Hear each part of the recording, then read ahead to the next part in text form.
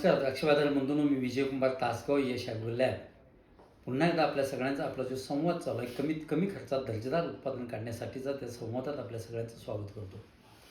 बागायतदार बंधूंनो, उन्हाळा येतोय, थोड्या दिवसात जानेवारी चालू होतोय.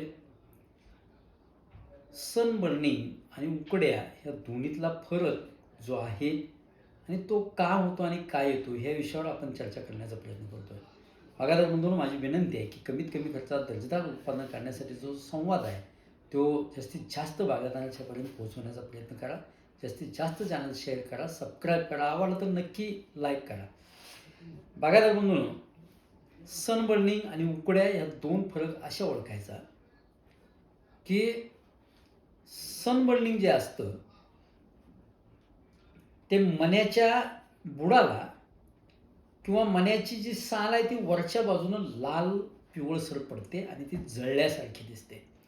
म्हणजे जशी माणसाला जखम होते ना पोळल्यानंतर, तसा पिवळसर डाग पडतो आणि तिथं सुरकुतल्यासारखं दिसतं. त्याला म्हणतो आपण सनबर्निंग.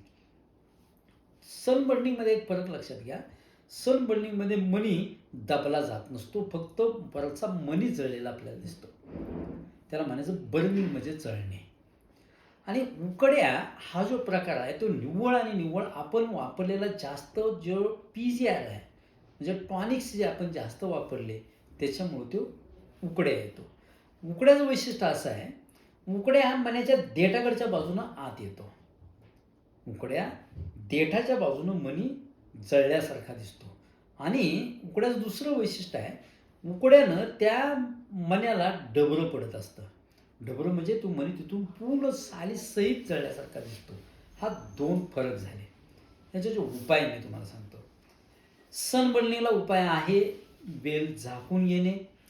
शेडनेटनं झाका, पातळनं झाका, पेपरनं झाका, कोणत्याही गोष्टीतून तो बंच पानाखाली न्या. तो बंच झाकला की बर्निंग थांबतं. म्हणजे जी डायरेक्ट सनलाईट येते ते बंचवर पडू नये इतकी काळजी घेतली तरी त्याचा चांगला फायदा होतो. उकड्याला मात्र कोणताही उपाय नाही. म्हणजे तुम्ही जे PGR वापरलं ना पाठीमागच्या वेळी, म्हणजे आता 8, 10, 15, 3 आठवड्यापूर्वी जे PGR वापरलं, CPP असेल, वेगवेगळ्या प्रकारचे टॉनिक्स बाजारात मिळतात ते असतील, तर PGR जे तुम्ही किती क्वांटिटीनं वापरलं त्याच्यावरती अवलंबून आहे. ते सावलीला घेतला किंवा वरनं साडी बांधली किंवा पेपरखाली घेतला तर उकड्या थांबत नसतो. त्याला कोणताही असा स्प्रे नाही आहे की त्या स्प्रेमुळं त्या बागेचा उकड्या थांबेल. पुढच्या वर्षी टॉनिक कमी वापरायचे, मग आपल्याला उकड्याचं कंट्रोल मिळतं. थोडंसं वाईट बोलतोय पण वस्तुस्थिती खरी आहे, त्याला औषध नाही. लक्षात आलं? बागायतदार बंधूंनो, कमीत कमी टॉनिकमध्ये जर आपण काम करण्याचा प्रयत्न केला तर खर्च आपला अत्यंत कमी येतो. आपला जो संवाद आहे तो वस्तुस्थितीला धरून आहे हे लक्षात ठेवा.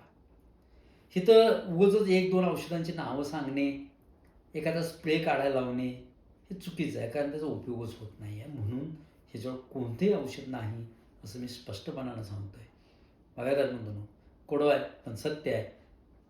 संवाद कसा वाटला नक्की कमेंट बॉक्समध्ये सांगा.